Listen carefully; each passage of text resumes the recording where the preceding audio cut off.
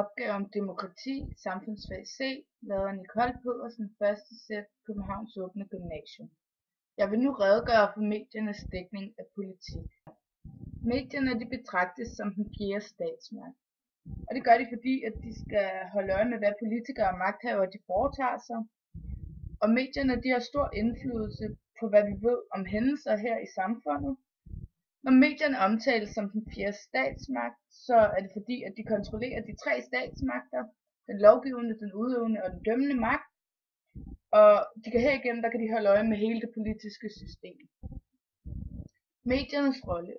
Civilt forum, det handler om, at medierne de skal gøre det muligt for borgerne at deltage i udveksling af informationer og forskellige synspunkter. De skal selvfølgelig også sørge for, at der er balance i deres politiske emner. Medierne de skal selvfølgelig også sørge for, at den information, de så videregiver til borgerne, den skal være objektiv, og de skal også være saglige og upartiske i deres præsentation af nyhederne. Mobiliserende agenter betyder, at medierne de giver viden om politik gennem nyheder og andet. De skal forsøge at øge den politiske interesse og deltagelse i demokratiske processer. Den viden, som medierne de formidler, det skal de så gøre for flere politiske perspektiver, så de kan give borgerne mulighed for selv at tage stilling til forskellige politiske sager. Faktum, det betyder, at medierne de skal give kritisk relevant og grundig dækning af emner som magtmisbrug, offentlige skandaler og resultater eller mangel på resultater af politisk arbejde. Medierne de skal altså holde øje med økonomiske magthavere og statsmagten, så ingen bliver udsat for magtmisbrug. Grunden til, at medierne de forenkler deres nyhedsudsendelser, det er på grund af begrænset sendetid og spalteplads. En anden grund til, at de gør det, det er så også for, at modtagerne de forstår indholdet af nyhedsudsendelsen, og så får politikerne på den måde også nemmere ved at få deres holdninger ud og brænde igennem. Medierne polariserer og vægter sensationer højt. Når man siger det, så er det fordi, at medierne de vælger altså sager, der bærer præg af konflikter eller uenigheder, og de har så lettere ved at komme frem i medierne i stedet for sager, som f.eks. er mere kedelige. Men overraskende negative, usædvanlige begivenheder, de kommer direkte ind til medierne med det samme. Det kunne så f.eks. være, at en politiker havde haft sex uden for et ægteskab eller andet. Medierne de lægger også vægt på identifikationsfaktoren, og det er altså begivenheder med højstatuspersoner. Det er f.eks. statsministre eller præsidenter. Dem foretrækker de først. Når det gælder geografisk dækning, så er det f.eks. lande, der minder mest om vores egen kultur. Og det skal så helst være i højstatusnationer, og det er årsagen til, at politikere i Danmark får nemmere ved at komme på banen igen. Altså for medierne det gælder det om at viderebringe historier, og det skal så passe ind i deres sendetider. Det skal være noget relevant viden, og så skal det helst være direkte for, hvor begivenheden den er fundet sted. Som følge af medialisering, så vil der selvfølgelig også være nogle fordele og ulemper ved det. Og nogle af de fordele, det giver for demokratiet, det er for eksempel, at jo enklere medierne de formulerer politiske holdninger osv., jo flere modtagere, de kan selvfølgelig også følge med. Bliver politikere eller partier så udstillet på en henholdsvis dramatisk måde, så kan det eventuelt få flere til at interessere sig for politik. Og det vil så blive nemmere at få tillid til politikere, og ved at medierne fokuserer på skandalerne, det kan så give medierne større mulighed for at kontrollere disse magthavere, som de har til opgave at kontrollere. Nogle af ulemperne ved medialisering, det er, at folk de begynder at tænke mindre over selve politikken, og i stedet for så fokuserer de mere på politikernes personlige egenskaber.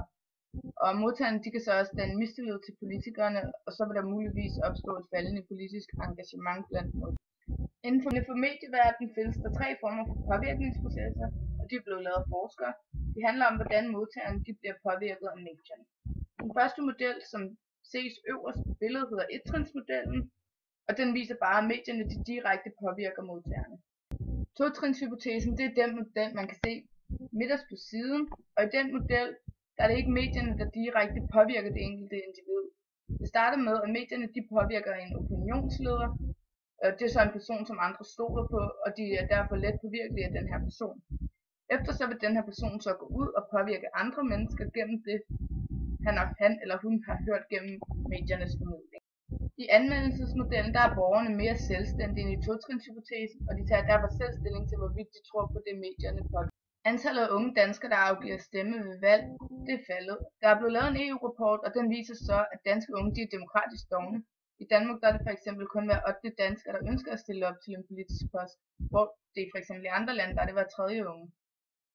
Det er kun 12% af de unge danskere, der kan se sig selv med en politisk post, hvor det på den anden side af Øresund, der er det 29%. Og det er kun de unge fra Malta og Ungarn, der placerer sig under Danmark. I Danmark der er de unges deltagelse i kommunalvalg også faldende, og derfor har Københavns Universitet og DUF de har så valgt at sætte nye initiativer i værk for at få de unge til at stemme ved valget den 19. november. Det har de gjort sammen med professor Kasper Møller, Ph.D.-studerende Jens Olav Dalgaard, og han er fra Institut for Statskundskab på Københavns Universitet. Jens Olav Dalgaard han synes det er et problem, at de unge de ikke er politisk engageret nok, og det problem det er så, at der skabes ulighed i valgdeltagelse, og så skabes der også ulighed i repræsentation. Og på den måde så bliver unges interesser mindre repræsenteret ved, at de selvfølgelig vælger ikke at stemme. Kun 56 af unge danskere, som er under 30 år, der har erklæret, at de har stemt til enten et regionalt, nationalt eller kommunalt valg inden for de sidste 3 år, hvor det for eksempel er 70% af de unge fra Belgien, Italien og Malta, der erklærer, at de har stemt til sådan valg. Og stemmeprocenten for de danske unge inden for de sidste 2 år, den er faldet med 8%. Ruben, der er ungdomsforsker ved Institut for DPU på Aarhus Universitet, han mener, at det virker sådan lidt underligt, at de danske unge de ikke stemmer, fordi de jo egentlig rigtig godt klædt på til at deltage i de politiske sager. Jens Brun han har så også været med i en undersøgelse om unges forhold til politik og deres rolle som borger. Og han mener ikke, at de unges passivitet det skal forstås negativt, fordi det kan jo også være et tegn på, at de unge synes, vi har et velfungerende samfund. Han mener, at Danmark i forhold til andre lande, hvor der er politiske problemer, som omhandler de unge, gør, at de i de lande er mere engageret end de danske. Og hvis det nu var sådan her i Danmark, så ville de danske sikkert også stemme. Det kan godt være, at de danske unge de er demokratisk ordnet, men i stedet for så vælger de så at ytre sig på en anden måde. Og det gør de så ved at gå til de her demonstrationer, eller de gør det gennem Facebook eller læserbreve. De danske unge de synes også, at lokalpolitik det er meget uinteressant, og det kan man også se, fordi at det var kun 46% af unge i alderen 19-21 år, der valgte at afgive deres stemme til kommunalvalget i 2009.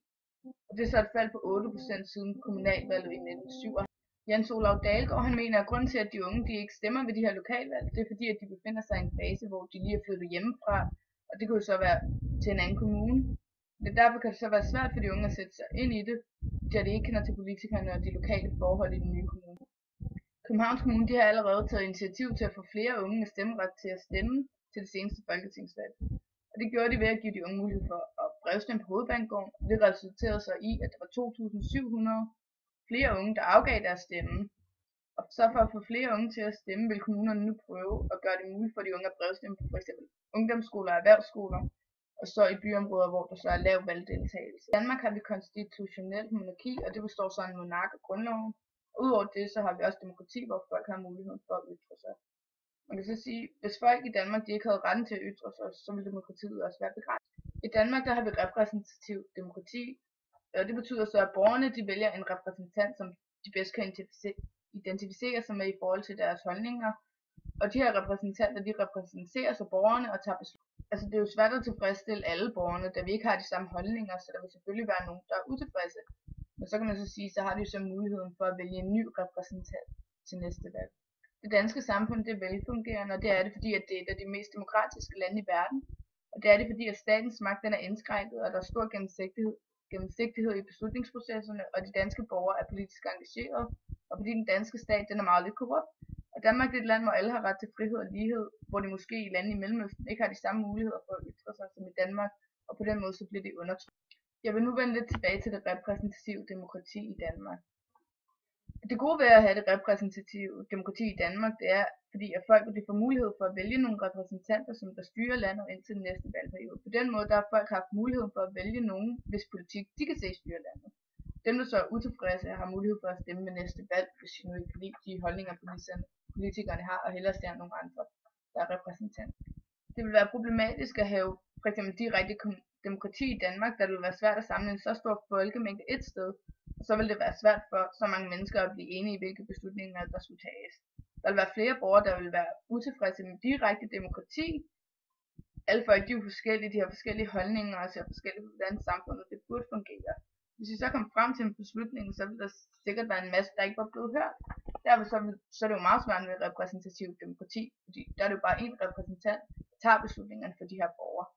Men det er sjældent, der er direkte demokrati i Danmark. Det sker kun ved folkeafstemninger, og det omhandler kun valgretsalder, suverænitet, grundlovsændringer og grundlovens paragraf 2. I det danske samfund der er der også nogle problemer, og det er for eksempel inden for magtens tredeling. Og det er, at den udøvende magt, den er ikke adskilt fra den lovgivende magt. Det kan måske være et problem, da regeringen har meget indflydelse på den lovgivende magt, og det har den, fordi at det er regeringsministre og embedsmænd, der forbereder lovene, før de vedtages i Folketinget. Og at Danmark de sammenblander den lovgivende og udøvende magt, det er imod magtfordelingslæren. Og tidligere i Danmark, der var det for eksempel også Justitsministeriet, som sidder inden for regeringen, der valgte dommerne. Og det er et problem, da han for det meste udpeger anklager og ansatte inden for Justitsministeriet. Og man kunne så frygte, at de tænkte lidt ligesom anklageren. Et andet problem med det danske samfund, det er, at det danske samfunds retssystem, i det danske samfunds retssystem, der findes der også et andet problem, og det er, at dommeren har ret til at varetægtsfængsle eller isolationsfængsle en anklaget person, hvis politiet eller anklagemyndigheden ønsker at få mere tid til at arbejde med sagen. Ved isolationsfængsling, der bliver en anklaget person afskærmet fra omverdenen, fordi han er i meget lidt kontakt med den. Og problemet med disse fængslinger er, at den anklagede person måske er uskyldig, fordi det er jo stadig ikke bevist, at han er skyldig. Person, der så sidder i varetægtsfængsling eller isolationsfængsling, kommer til at sidde så lang tid, at han måske ikke bliver skør i hovedet, fordi han ikke har haft så mange menneskelig kontakt. Samtidig så kan han også komme til at tilstå noget, han ikke har gjort, og dermed så kommer han til at afzone en anden straf. Og det her med, at han tilstår noget, han ikke har gjort, det er jo så ved, at han sidder i det her isolationsfængsel, hvor han overhovedet ikke er i kontakt med nogen. Og det er der også nogen, der kalder tilståelsesarrest. Dommerne i Danmark, de krænker i stor grad menneskeretten, fordi de er i god kontakt med politiet og anklagemyndigheden, og indtalt, så de ikke er specielt god kontakt med dem. At unge danskers valgdeltagelse er faldende er problematisk for et velfungerende samfund, fordi at mindretallet for eksempel, det kunne være større, hvis der var flere, der stemte. Måske have en større mulighed for at blive hørt og få viderebragt deres holdninger, ved at det parti, de for eksempel stemte på, at det blev valgt. Den fjerde statsmagt, der har til opgave at kontrollere magthavere, kan nemt stille politikere og de politiske partier i dårligt lys. Vel ikke væk for eksempel sensationer som politikernes privatliv, måske at en politiker havde løjet om at have sex uden for et ægteskab, eller bare sætte politikeren eller partiet i dårligt lys.